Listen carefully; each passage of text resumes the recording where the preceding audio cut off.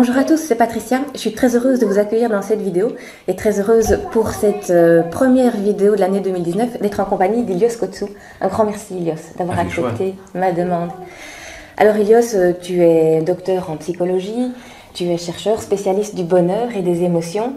Alors tu es aussi conférencier, auteur et co-auteur de plusieurs ouvrages, animateur, tu es un peu conteur aussi à tes heures.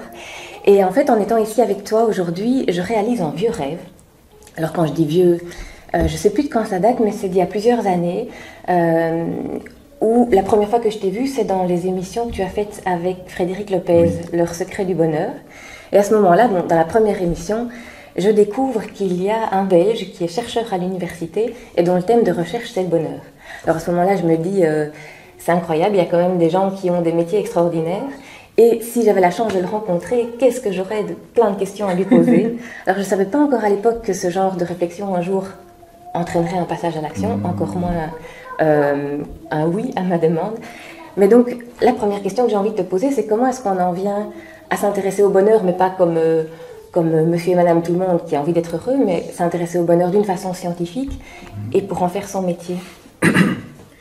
Alors tu dis pas comme monsieur et madame tout le monde, je crois que c'est toujours un mélange de choses qui est des histoires de vie, donc mes histoires de vie difficiles, donc certainement mes souffrances et mes douleurs de la vie, mes histoires de vie joyeuses, c'est un mélange de tout ce qui m'est arrivé, une motivation qui vient j'étais intéressé par l'humain, déjà tout petit je m'amusais à résoudre les problèmes de mes petits camarades, et donc peut-être qu'il y avait déjà quelque chose de là, d'un intérêt pour l'humain.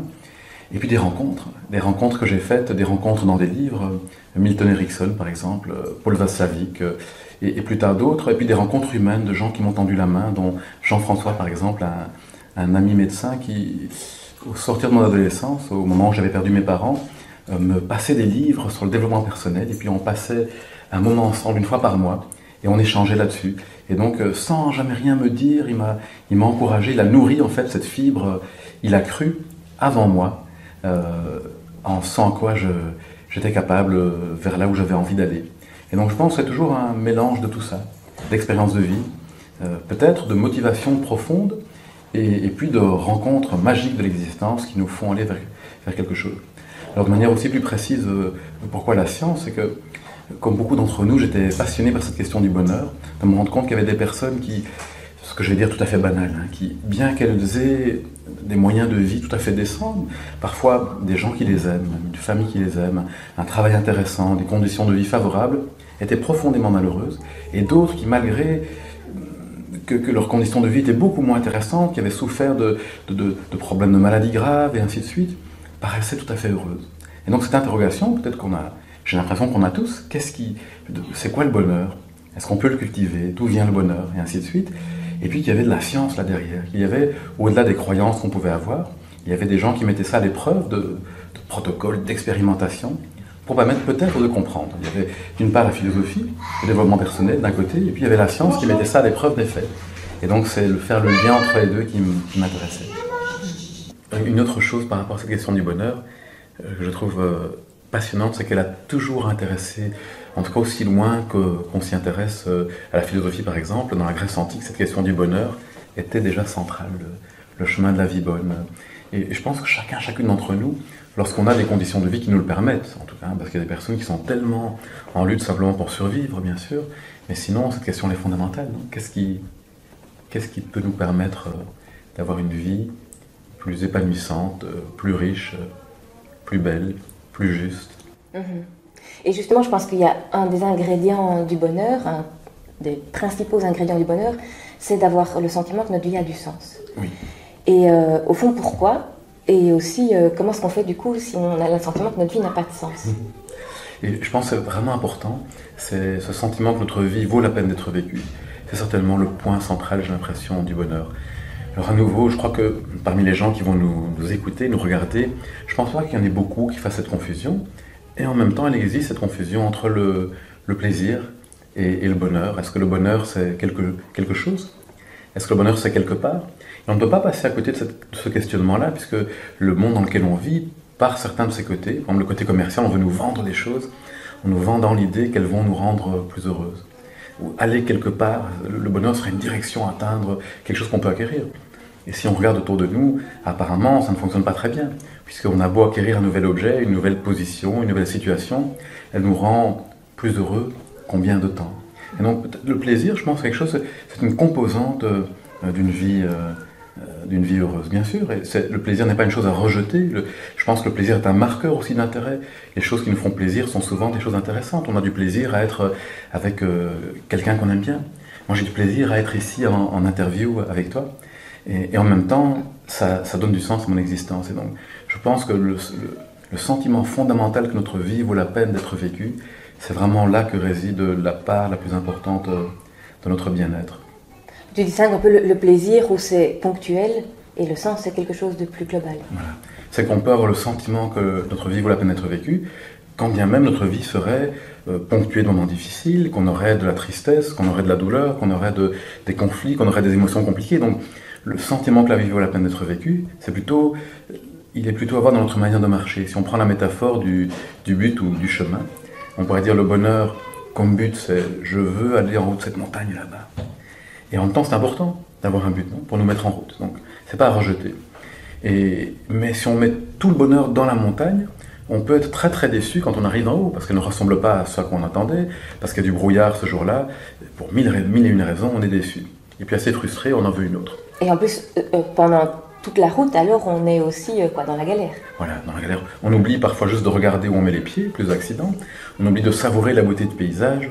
On oublie de prendre soin des personnes qui marchent avec nous, qui sont certainement la part la plus importante du bonheur. Donc on oublie tout ça. Donc l'idée, bien sûr, c'est intéressant d'avoir un cap, un but, et ainsi de suite. C'est intéressant le plaisir de savourer, mais dans notre manière de marcher, je pense que réside vraiment le bonheur. Et donc quand on dit le bonheur n'est pas le but, le bonheur est le chemin, pour moi, pour être encore plus précis, le bonheur c'est dans la manière de marcher sur le chemin. C'est comment est-ce que je marche sur ce chemin-là. Et donc, évidemment que si je suis ouvert et attentif et bienveillant, il y aura aussi davantage de plaisir, puisqu'il y a le plaisir de savourer le paysage, le plaisir des fleurs, le plaisir de la compagnie. Donc, au fond, je me rends compte en te parlant, c'est que les oppositions n'ont pas beaucoup de sens. Je pense qu'il ne faut pas opposer bonheur et sens. Les deux peuvent aller très très bien ensemble. Donc, un engagement vers quelque chose qui donne du sens à ma vie et le plaisir de toutes les belles choses dont je peux bénéficier. Mais c'est l'idée de dire, je ne vais pas juste chercher le plaisir pour le plaisir. Parce qu'on pourrait se dire alors, dans uniquement les plaisirs matériels, par exemple, ils sont très fugaces, de courte durée, et peut-être qu'il n'y a même pas un bonheur profondément satisfaisant. Mais après, ce n'est pas non plus le rejet du plaisir.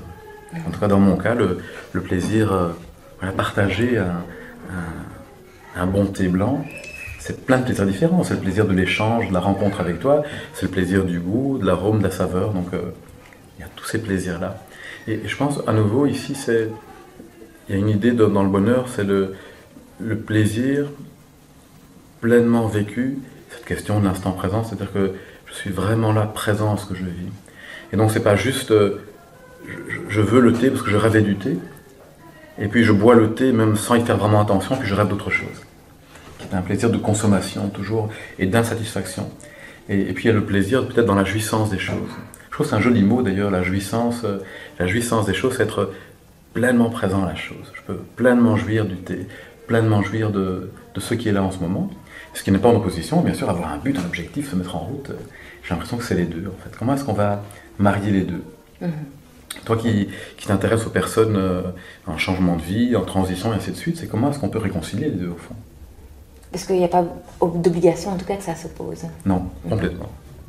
Et donc tu parles très gentiment du fait que cette interview participe de ce qui donne du sens à ta vie. Alors il y a la recherche et puis il y a tout ce que tu transmets dans tes conférences, dans tes livres. Et puis il y a aussi l'association Émergence que tu as fondée avec ta compagne pour œuvrer pour un monde plus solidaire et plus conscient. Ce côté contribution, c'est tout ça aussi qui donne du sens à ta vie. Oui, et en même temps, j'écoute tout ce que tu dis, tous ces liens qui sont dans ma tête, et je me dis oui, bien sûr, il y a de ça. Parce qu'on revient à la question du sens, c'est qu'est-ce qui est vraiment important pour moi. Et donc il y a bien sûr le fait de pouvoir contribuer, parce que le fait de pouvoir contribuer au bien-être des autres me fait du bien. Donc bien sûr c'est quelque chose qui est important pour moi.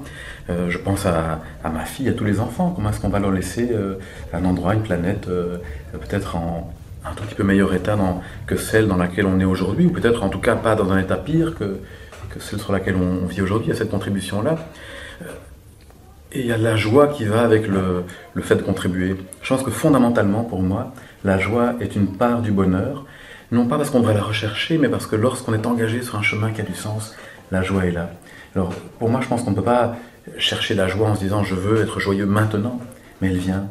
Je pense que la joie, c'est comme une source qui est là en nous, et par moments, on s'en éloigne, et puis on n'a plus que le son lointain de la cascade, de cette petite source à l'intérieur, et parfois elle est très très présente. Parfois elle est tout à fait présente sans qu'on doive y penser. Et je pense que c'est quelque chose qui est là en chacune d'entre nous, et on peut y revenir.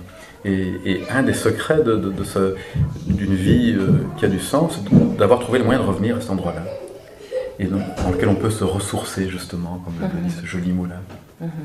Et donc, tu parlais de ce qui donne du sens à mon existence. Pour moi, l'amusement fait aussi partie du sens. C'est donc de pouvoir trouver le moyen d'allier le fait d'apporter quelque chose au monde, mais aussi de me mettre en joie dans des choses qui m'amusent. Et c'est une chance. Moi, ça m'amuse de partager ça, de donner des conférences, d'écrire des livres, de m'intéresser, d'échanger, de partager avec des amis là-dessus. C'est quelque chose qui me met en joie. Et une chose, je pense, qui est importante pour toi, parce qu'en tout cas, à chaque fois que j'ai assisté à une de tes conférences, il y a ce moment très inconfortable où on est obligé de parler à son voisin. Et si possible, pas celui qu'on connaît, mais celui qui est de l'autre côté. La rencontre, la connexion, c'est important pour toi. Moi, je crois que c'est fondamental et essentiel, et que au niveau personnel, au niveau social, si je regarde ma vie, et les petites choses que j'ai pu réaliser, les endroits où j'ai pu aller, les choses que j'ai pu développer, tout ce que j'ai pu comprendre, c'est toujours à partir de rencontres. Et que je crois que l'idée qu'on puisse se réaliser soi-même, un peu ce rêve de la self-made woman ou le self-made man, je pense que c'est une illusion. Dans le sens où, bien sûr, on a besoin un jour de se mettre en route, on a besoin de faire face à des choses, de trouver de l'énergie, voilà, tout ça c'est essentiel, et en même temps, il y a toujours les autres. Il y a toujours des mains qui sont tendues, il y a toujours des choses qu'on a reçues.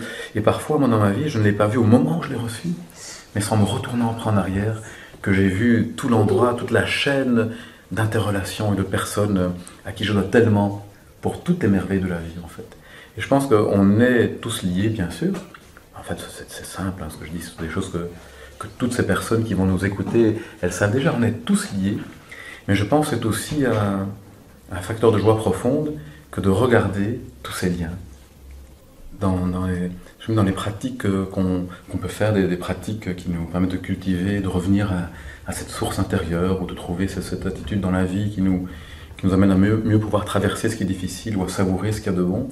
Les autres en font souvent partie, et donc juste pouvoir se rappeler des personnes qui sont importantes pour nous, pouvoir se rappeler des gens qui nous ont fait du bien, qui ont été importants pour nous, donc qui sont reliés à des sentiments de gratitude.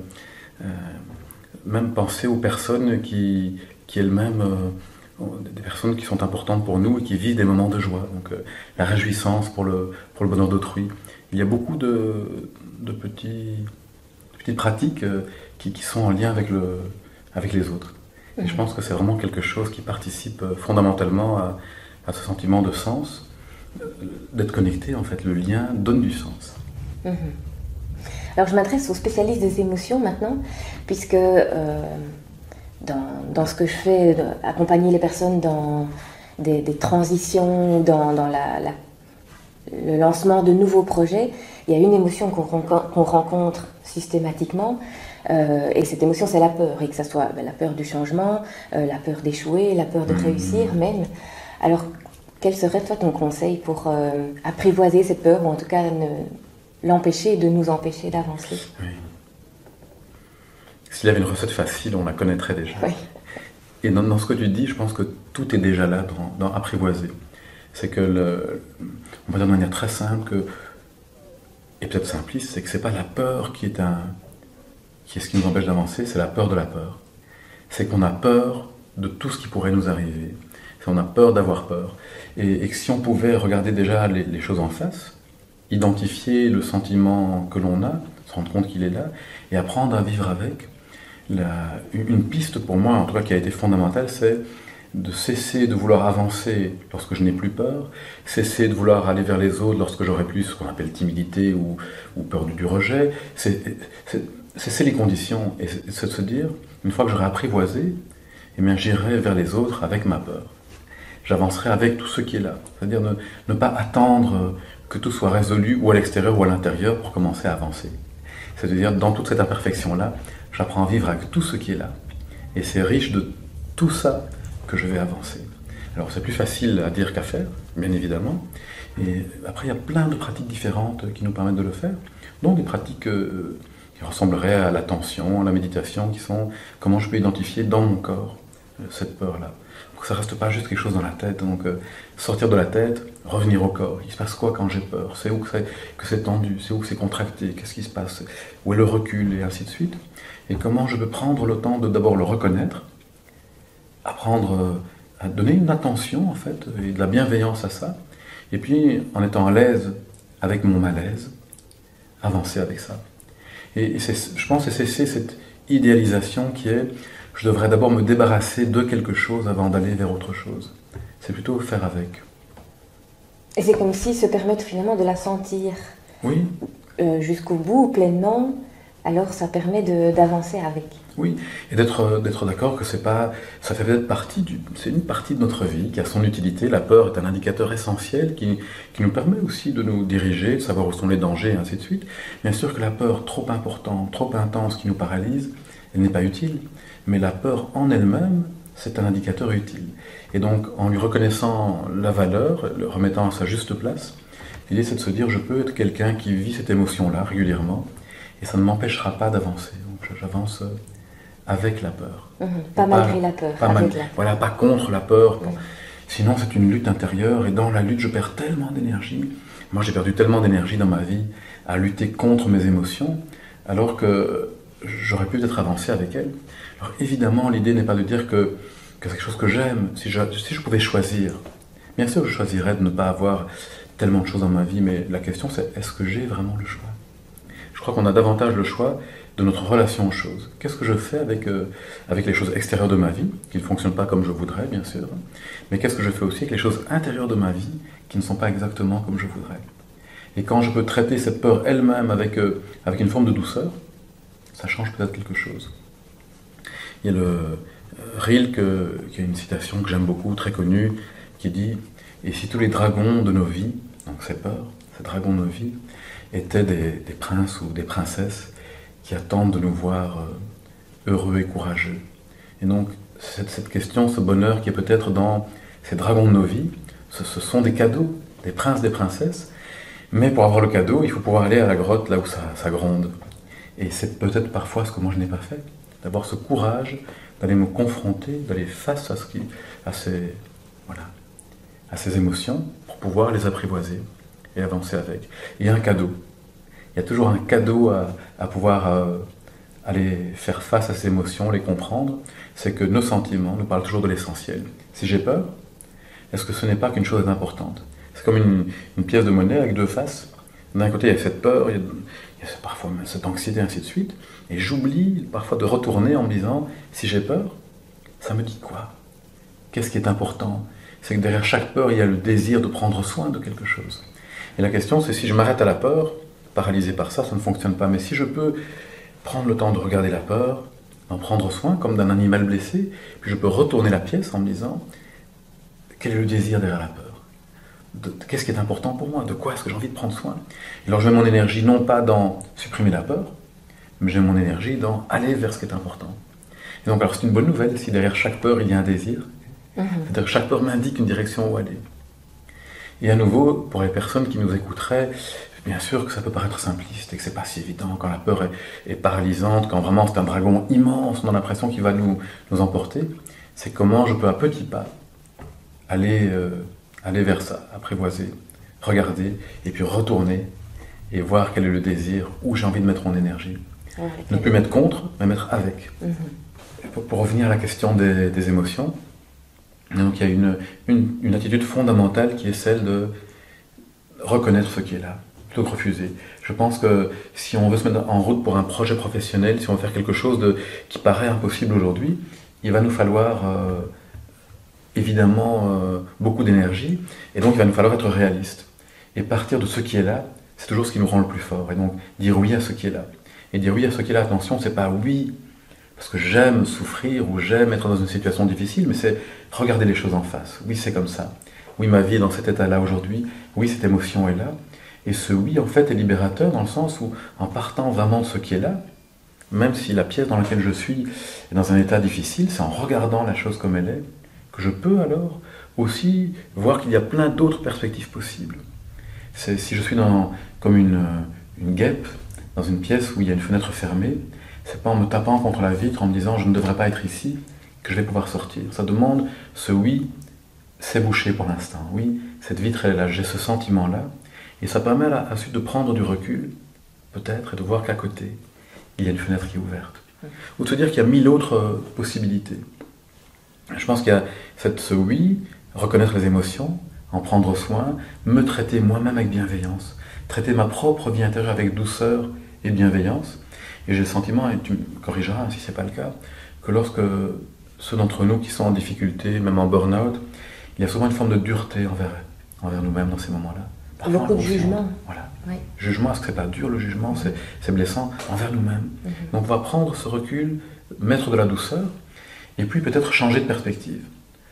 L'idée pour moi n'est pas tant de se dire qu'il y a quelque chose de positif qu'on peut voir directement dans la situation. Je pense que ce n'est pas toujours possible et il n'y a pas à s'en culpabiliser. Mais se dire qu'une perspective, ça nous limite terriblement.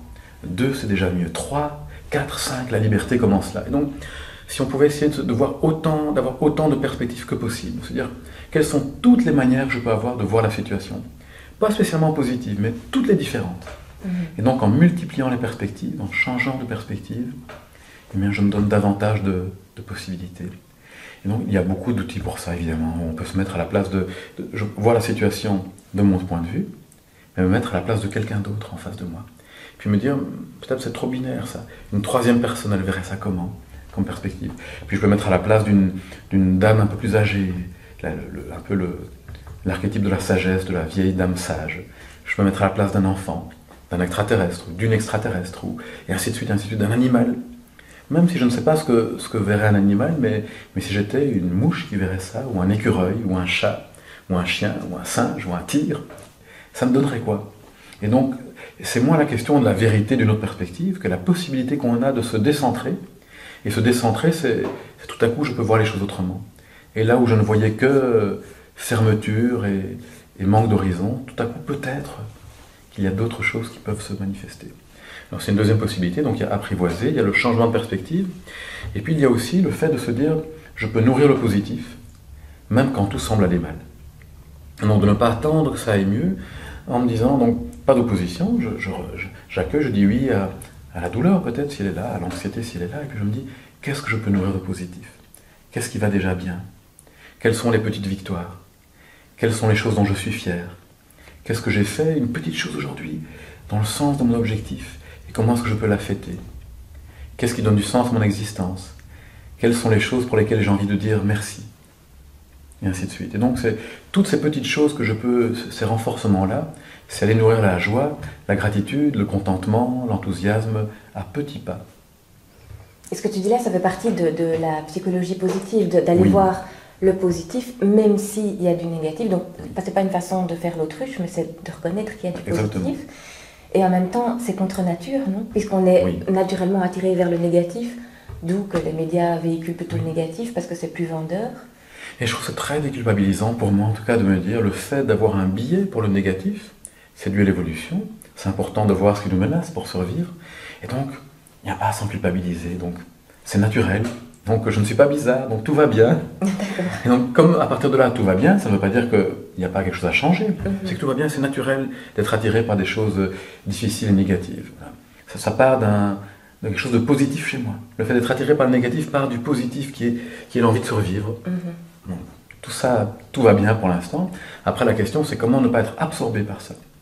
Si je suis absorbé par la peur, je finis par ne voir que ce qui me menace. Et j'ai même pas de choix, c'est tout mon système qui va faire ça. Et donc, je ne suis même pas coupable de ça. Donc pour moi, la question est moins de chercher des coupables, soi ou les autres, de dire c'est comme ça fonctionne comme ça. Alors qu'est-ce que je peux faire? Et donc, pour moi, la psychologie dite positive ne ressemble en rien à une forme d'attitude naïve où on verrait les choses en rose quand elles sont difficiles. C'est au contraire être très réaliste, mais de se dire, le vrai réalisme, c'est de se dire, ou c'est de reconnaître plutôt que même quand tout va très très mal, il y a toujours des choses qui vont bien. Et cette psychologie positive, pour moi, est davantage dans l'attention. C'est comment je tourne mon regard vers ce qui va bien, même si c'est petit, même si c'est minime, surtout quand ça va mal. C'est même pas même quand ça va mal, c'est surtout quand ça va mal. C'est là que c'est le plus important. Quand tout va bien, au fond, on est déjà tourné vers ce qui va bien. C'est bien ce qui nous permet de dire que ça va bien. Alors, je dirais que cette question est double, c'est quand je vais bien, bien sûr que je vois ce qui va bien, ce qui est merveilleux, mais c'est comment je continue à nourrir mon attention. Des pratiques qui permettent de nourrir ce terreau de résilience. Ça serait un peu comme dire le jardin qui est là, quand tout va bien. J'ai des légumes, j'ai des fleurs, tout va très très bien, mais ça ne serait peut-être pas la chose la plus intelligente d'arrêter de cultiver. Si je prends soin du jardin quand tout va bien, non seulement la terre est plus meuble, puis je continue aussi à connaître ce jardin, à voir où il faut aller, à savoir où sont les endroits qui ont besoin de plus de soins et ainsi de suite. Ce qui fait que quand ça va moins bien, non seulement je n'ai pas négligé mon jardin, mais je sais, et ce sera plus rapide de le remettre en état. Et donc je cultive cette résilience. Il faut, je pense, beaucoup moins d'énergie à tenir un jardin en état que de partir d'un jardin qui a été abandonné. On abandonne souvent les jardins dans deux situations. Quand les habitudes, tout va plus ou moins bien, mais donc on est tellement pris par les habitudes qu'on oublie de prendre soin du jardin intérieur, ou quand ça va trop mal et qu'on n'a plus l'énergie pour prendre soin du jardin intérieur. Et donc comment continuer à faire ça? Et donc à regarder, le jardin paraît dévasté, et pourtant il y a cette fleur qui pousse là, il y a cette plante là, il y a ce germe qui est là. Comment est-ce que je peux en prendre soin? Le regarder pour trouver du courage, de l'inspiration, de l'énergie, de l'enthousiasme, pour continuer à avancer. Et donc pour moi c'est très réaliste. Et entretenir un jardin, justement, ça peut demander d'acheter l'un ou l'autre outil, ou du terreau, ou une plante, des graines à semer. Je pense à ça parce que quand on parle du jardin intérieur, ça peut demander, ça demande même souvent d'investir sur soi, mais que ce soit de l'argent, du temps, de l'énergie, ce qui s'assortit aussi très souvent d'un sentiment de culpabilité. Oui. Je sais que tu n'es pas d'accord avec ça, mais j'ai envie de t'en entendre parler. Je suis tout à fait d'accord avec ça. C'est comme ça que ça arrive. Et ce sentiment de culpabilité vient aussi de quelque chose de positif au fond. C'est qu'on a envie de prendre soin des autres, on a envie d'être généreux. Mais ça vient d'une méprise. C'est comme si on était moins altruiste, comme si on était égocentrique en prenant soin du jardin intérieur. Alors que si je veux offrir des légumes à manger à quelqu'un, il faut bien que je les cultive d'abord. Et que donc cette générosité, elle commence peut-être là, au cœur de nous-mêmes. C'est lorsque je suis reconnecté à ma source intérieure que je peux permettre à d'autres personnes de boire. Si je suis moi-même assoiffé, ça va faire un assoiffé ou une assoiffée en plus dans ce monde. Et donc oui, je reconnais bien ce que tu dis, on a souvent cette culpabilité-là de prendre soin de nous. Et puis cette image, c'est comme si la méditation ou les pratiques étaient une forme de nombrilisme malvenu.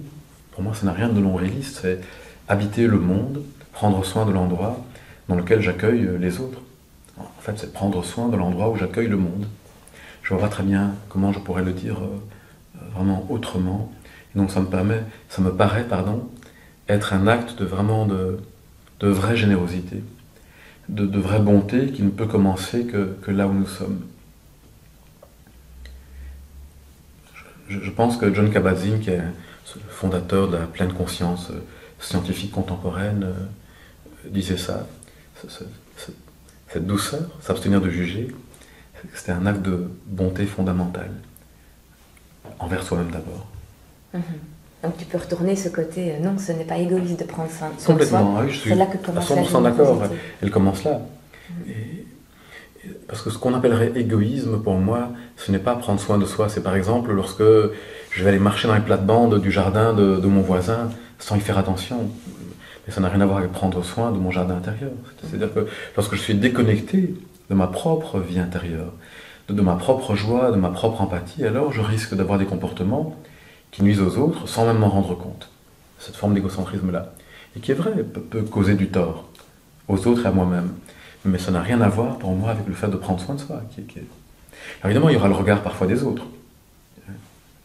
Et je pense que là aussi, pour des personnes qui sont engagées dans un changement de vie, un projet, il y a cette question de se libérer de cette comparaison sociale du regard des autres. Et comme toujours, lorsqu'on s'intéresse à l'humain et au développement personnel, ce n'est jamais quelque chose de noir ou blanc. Parce que autant il est important de se libérer du regard des autres, d'autrui, du qu'en dira-t-on, parce que sinon je n'avancerai jamais. Dans la Grèce antique, on proposait aux élèves en philosophie de se promener avec un poisson mort sur la place publique.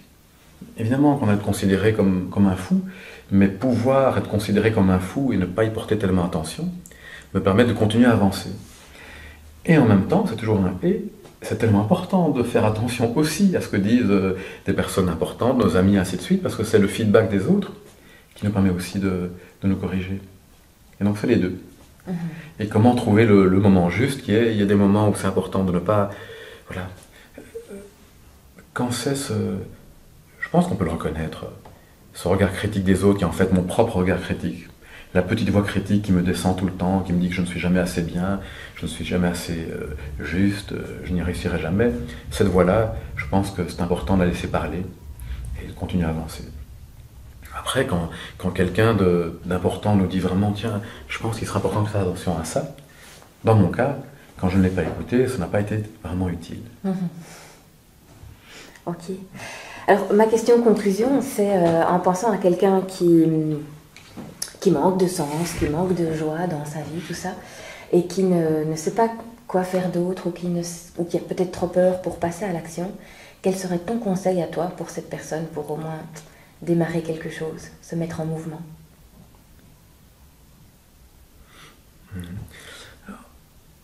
Pour se mettre en mouvement et démarrer, je dirais, comment mettre du sens dans ce qui est déjà là. C'est-à-dire, parfois il ne faut pas faire tout de suite peut-être le grand changement.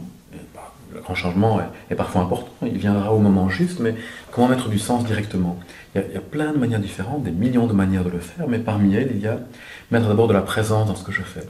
Comment est-ce que je peux être davantage réellement présent, concrètement, physiquement, aux actions de ma vie? Comment je peux être plus présent dans mes transports en commun, dans les files d'attente, dans tous ces moments perdus, qui peuvent être des moments gagnés lorsque j'y mets vraiment de la présence?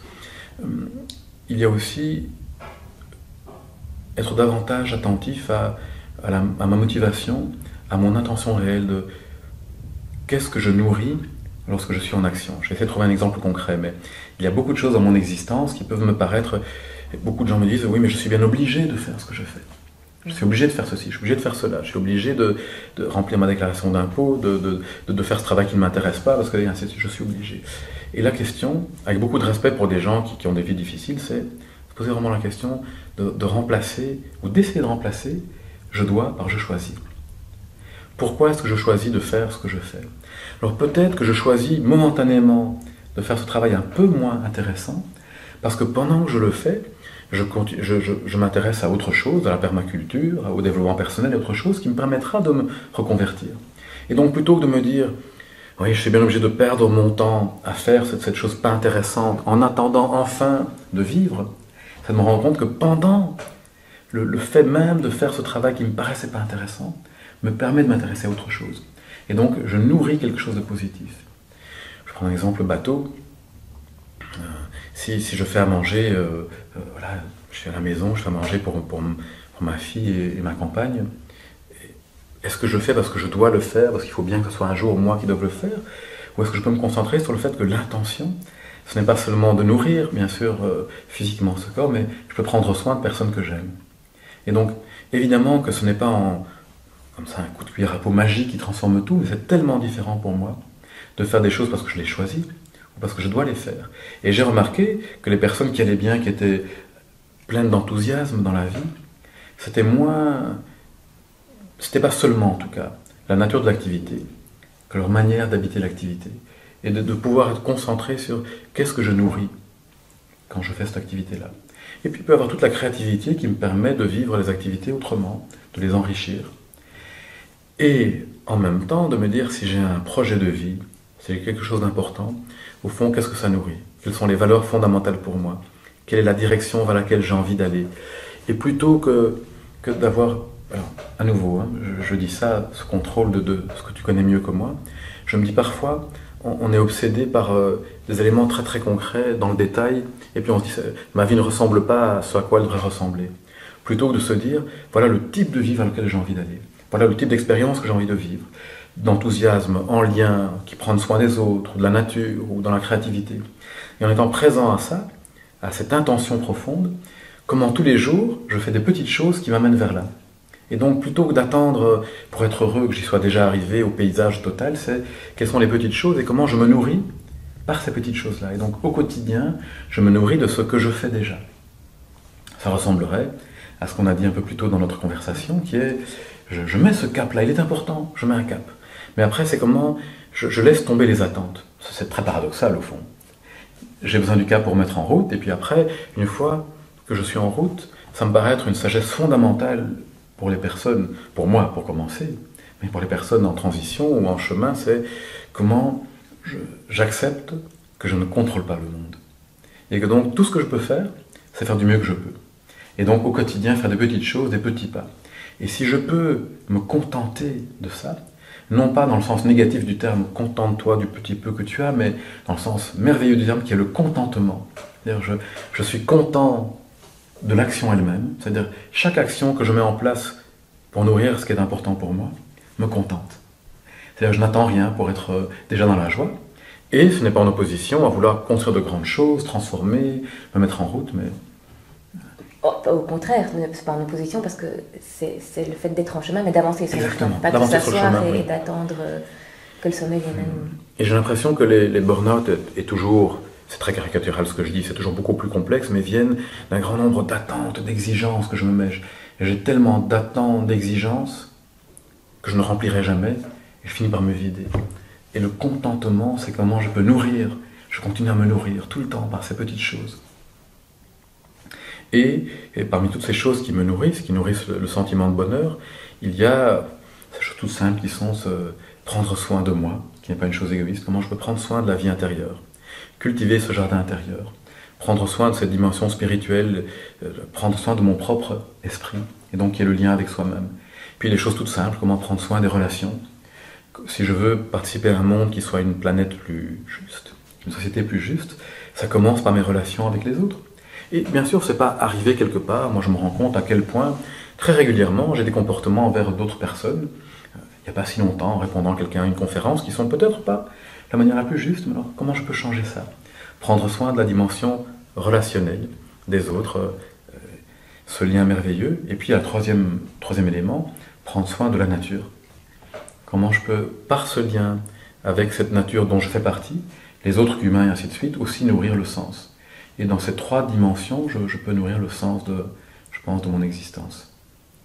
Et aller, ou en tout cas vivre dans une vie qui me donne le sentiment joyeux qu'elle vaut la peine d'être vécue. Et une chose qui me paraît importante aussi, qui est ce grand paradoxe évidemment de la femme, de l'homme, qui est, et en même temps il est important de cultiver et d'aller vers, de se mettre un cap, et en même temps, je pense qu'il est important de reconnaître pour moi qu'il y a une dimension en nous, une perspective en nous, où tout va déjà bien, et de pouvoir s'y ressourcer. Et c'est en ça que les pratiques de méditation spirituelle sont importantes. Elles nous connectent à une dimension qui est cette source-là. Et cet endroit, cette source, elle n'est pas à résoudre, elle n'est pas à transformer, on ne peut pas la rendre plus belle. Et c'est ce que disent, je pense, toutes les traditions, qu'il y a en nous, que ce soit les traditions bouddhistes ou autres, qu'il y a en nous quelque part un endroit fondamentalement beau, lumineux, auquel je peux me ressourcer, duquel je peux aller rayonner aussi dans le monde. Il y a une période de ma vie où il m'est arrivé de travailler avec des personnes qui n'avaient pas d'emploi, ou qui voulaient se reconvertir. Et une des choses que je travaillais avec elles, c'était on prenait quelques feuilles de papier et on se mettait à écrire ou à dessiner l'objectif de la personne. Et je me rendais compte à quel point on pouvait vite être prisonnier de choses trop précises. Et je disais vraiment, ce qui est important, c'est mets-toi dans la situation et décris-moi le genre d'expérience que tu vis. Qu'est-ce que tu vis comme expérience? Qu'est-ce que tu nourris? Qu'est-ce que tu vis qui est important pour toi? Et c'est ça qui est important. Et puis de l'écrire dans un cahier, Vraiment de le noter, et parfois encore mieux de le dessiner. Et puis après, tous les jours, de faire cette petite chose pour aller en direction. Et j'ai été surpris du nombre de personnes qui me disent, tiens, après un concours de circonstances, de vie parfois complètement incroyable, où j'étais très très loin de ça, pour finir, aujourd'hui, je peux dire que vraiment, ça correspond à ce que j'avais envie de vivre. Non pas dans les détails, mais c'est vraiment ce type d'activité-là. Je suis en lien avec les autres, je contribue, et en plus je voyage, et ainsi de suite. Et puis parfois, ce qui est très intéressant, c'est que même personne que j'ai revue après me disait, et ce qui était vraiment juste pour moi à ce moment-là, c'est plus du tout ce qui est juste pour moi aujourd'hui. Les choses changent, mon existence change, ma manière de voir les choses change, et donc voilà, j'ai dû me réadapter. Tout change, hein, disait déjà de nouveau dans la Grèce antique, je pense que c'est Héraclite qui disait tout coule. La question c'est comment est-ce que je peux... Oui, je pense aussi que par rapport à ça, c'est une manière qui me parle, parce que si on se limite à vraiment des choses très concrètes et précises, souvent on se limite ou on rêve petit, alors qu'on ne se rend pas compte qu'on peut avoir des belles surprises quand juste on ouvre un peu les portes. C'est ce que me disait un jour un ami, il me disait, quelqu'un qui était célibataire, si tu as clairement en toi le type de relation que tu veux vivre, souvent quand on a une rupture, en tout cas il arrive d'avoir une rupture, d'abord ce que je sais, ce que je ne veux plus. J'ai l'autre côté de la pièce, et j'oublie d'aller regarder, si je ne veux plus ça, si je reste à ce que je ne veux plus, je reste dans la peur. Et donc j'ai tous mes signaux d'alerte allumés, et parfois j'oublie de regarder ce que je veux. Qu'est-ce que je veux alors? J'ai peur de ça, qu'est-ce que je veux? Nourrir ce que je veux. Et puis une fois que c'est ça, savoir le type de relation que je vis est important, parce que si je reste accroché uniquement à ce que j'ai perdu, par exemple, de manière très très précise, et que je recherche ce que j'ai perdu, c'est pas possible, puisque ce qui viendra, fondamentalement, même si c'est exactement ce qu'il me faut, sera toujours différent de ce qui était là avant. Et donc, si je vis en cherchant le futur avec la lunette du passé, je risque de ne pas voir devant moi peut-être le cadeau qui se présente aujourd'hui. Et donc la question, c'est comment je peux en même temps être d'accord que la peur est là, comment je peux retourner la pièce en me disant qu'est-ce que je veux, et puis comment est-ce que je peux être ouvert à ce qui est important pour moi sans être limité. Et au nouveau. Voilà, au nouveau, à la magie, au cadeau de la vie. Puis le cadeau, c'est bien ce que ça dit, le cadeau c'est ce qui est donné. Et donc je ne peux pas exiger quelque chose. Sinon c'est plus un cadeau, si je l'exige. Et donc c'est vivre de cette manière ouverte, enthousiaste, active, mais en même temps ouverte au cadeau. Réceptive. Exactement, c'est ce mot-là qui manquait. Réceptive, c'est ça. Pouvoir être... Ok. Eh bien, grand merci Ilios pour ce temps qu'on a pu passer ensemble. Si on veut en savoir plus sur toi, on va sur ton site internet sans doute. Je ne sais pas s'il y a autre chose, d'autres biais. Mais... Il y a ilioskotsu.com, un blog pour ceux qui n'ont pas Facebook, et la page Facebook où je mets souvent les événements. Il y a bien sûr le site www.emergence.org avec toutes ces activités qui sont souvent en lien avec prendre soin de soi, des autres et du monde. Un grand merci. Merci à vous de nous avoir écoutés. N'hésitez pas à liker, à partager si cette interview vous a plu. Et puis je vous dis à très bientôt dans une prochaine vidéo.